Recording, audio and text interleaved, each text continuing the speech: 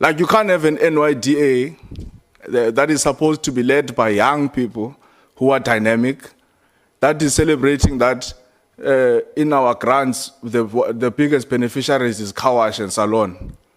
I'm sure when the youth in China listen to that, we become a laughing stock.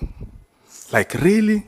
That's what you came up with? Like, you give the car wash grants, and then you celebrate that as something that must be. So, please, I think we really need to move away from that.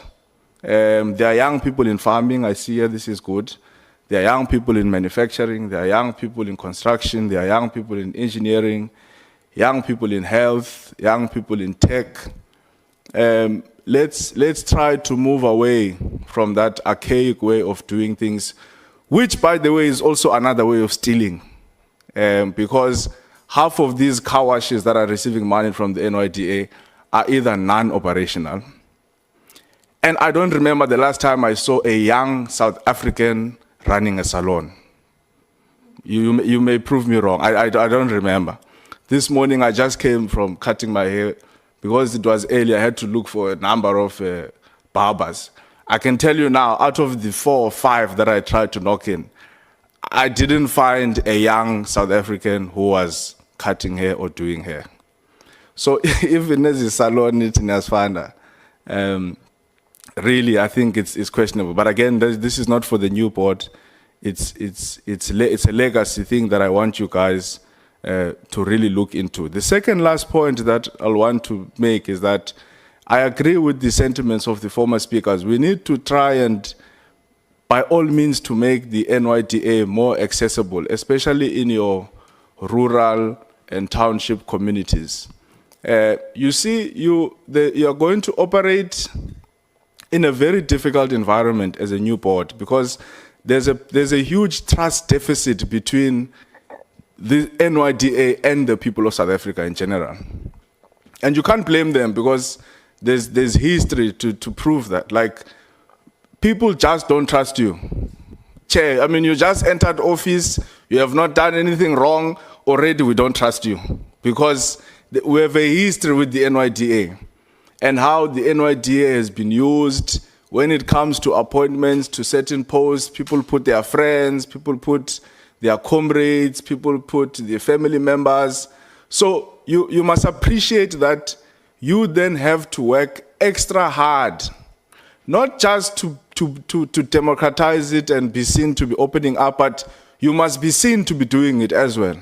So it's not enough to simply say, no, but we open up, we advertise, we do all of this, we try to make this thing. Like, you must take a deliberate decision that you must be seen to be opening up the NYDA to ordinary young people who are not politically connected, who are not ANC, who are not EFF, who are not any, just ordinary young people in our communities that would like to seek support from the NYDA. And the last point, because the chair, it was not in my notes, but you mentioned it, so I thought I may as well bring it up.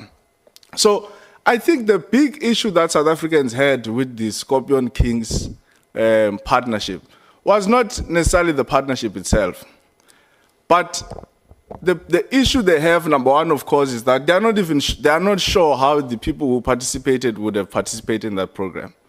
And again, that's an offshoot of the trust deficit that you have lost as an entity over the years, not necessarily you guys as individuals. Already, if you come out and say, we've got 50 people that we've given 50,000 or whatever, already the assumption is that you have given that money to your friends. So there's that trust problem. So when I say you must be seen to be, it means you must go the extra mile in demonstrating some form of transparency and accountability every time you do these things. But secondly, the other thing is that they perceive you to wanting to be aligning yourself with big brands and big enterprises and big events, when you should actually be taking Scorpion King's minds to the villages. We don't have a problem with the NYDA partnering with DJ Maporisa or DJ Kabza. Those are legends in the industry. And we do also believe that you guys must play a role in the creative arts. But as opposed to wanting to opportunistically jumping on the bandwagon You take those minds, you take those expertise, and then you take them to Limpopo, you take them to the villages in KZN, you take them to Eastern Cape, you take them to Alex. I'm sure no one, it's not that, because now it's like we don't like Amapiano, we like Amapiano. Unfortunately, we couldn't attend, but we would have loved to attend. But I don't think people have a problem with NYDA assisting. But if the narrative had been, we went into Tembisa somewhere, we found a group of 5 or 10 boys who don't have a studio, they don't have headphones, they don't have CDJs or whatever, and then we went inside there and we tried to assist them with tools of trade. I think that is a much stronger message than wanting to jump on the big partnerships. Of course, the big partnerships are very important because that's likely where the capital is going to flow from, brands and all of that. But the point that we want to make, when you clarify to us, CEO, what was that about and what it entailed and how did you go about in doing it?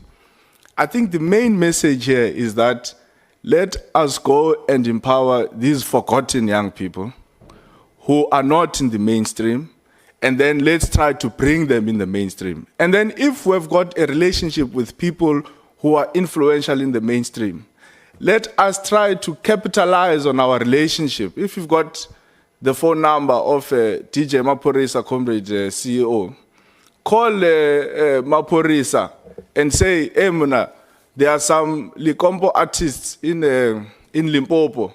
They would love if you could come in and, run a workshop with them, and then we support it and all of that. As opposed to wanting to be seen to join the bandwagon because it's a big event and all of that. So I think I'll hold it there, Chair. But yeah, so please clarify that point for me. And then also the issue of the NYS. Thank you.